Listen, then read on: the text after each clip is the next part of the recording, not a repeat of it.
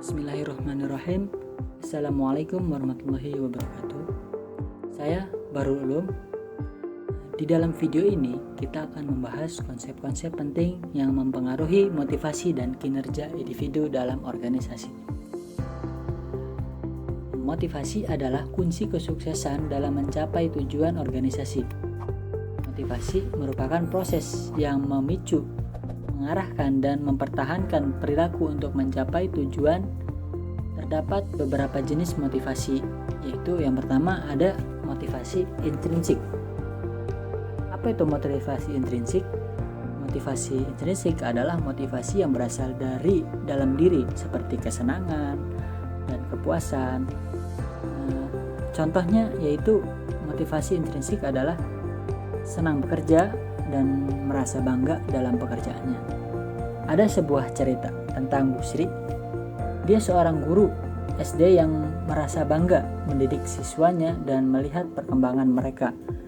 Dedikasi dan kesabaran Bu Sri membantu siswanya. Andi berkembang dari siswa yang lemah menjadi salah satu terbaik di kelas. Selanjutnya ada motivasi ekstrinsik. Motivasi ekstrinsik yaitu motivasi yang berasal dari luar, seperti pengakuan dan imbalan. Contohnya yaitu bonus dan promosi. Yang ketiga yaitu ada motivasi altruistik. Motivasi yang berorientasi pada kepentingan orang lain. Contohnya motivasi altruistik adalah membantu orang lain tanpa mengharapkan imbalan. Yang selanjutnya ada pendekatan motivasi. Apa itu pendekatan motivasi? Itu dalam memahami motivasi terdapat ada beberapa pendekatan, yaitu yang pertama pendekatan motivasi klasik, yaitu pendekatan yang memfokuskan pada kebutuhan dasar seperti kebutuhan fisik dan keamanan. Yang kedua yaitu pendekatan motivasi modern. Pendekatan yang memfokuskan pada kebutuhan psikologis seperti kebutuhan sosial dan penghargaan. Yang ketiga yaitu pendekatan motivasi kontemporer, yaitu pendekatan yang memfokuskan pada kebutuhan spiritual seperti kebutuhan aktualisasi diri. Selanjutnya ada teori motivasi. Beberapa teori motivasi yang menjelaskan faktor-faktor yang mempengaruhi motivasi adalah: yang pertama ada teori hierarki kebutuhan Maslow. Apa itu? Teori yang menjelaskan bahwa kebutuhan manusia terdiri dari kebutuhan dasar, keamanan, sosial, dan penghargaan, dan aktualisasi diri.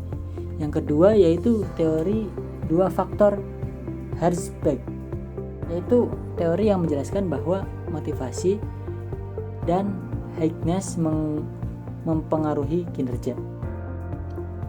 Yang ketiga yaitu ada teori X dan Y, yaitu teori yang menjelaskan bahwa motivasi intrinsik dan ekstrinsik mempengaruhi kinerja.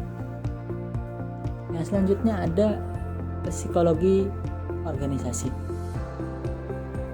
Psikologi organisasi memainkan peran penting dalam memahami motivasi dengan tujuan meningkatkan kinerja, kepuasan kerja, dan kualitas hidup.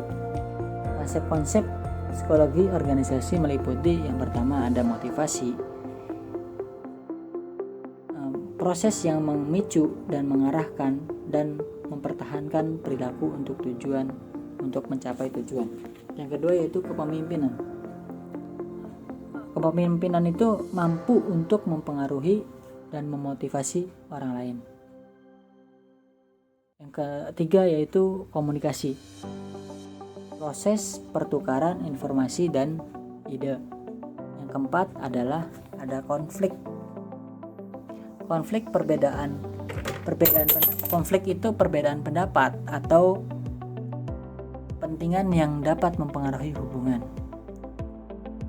Selanjutnya ada faktor yang mempengaruhi motivasi.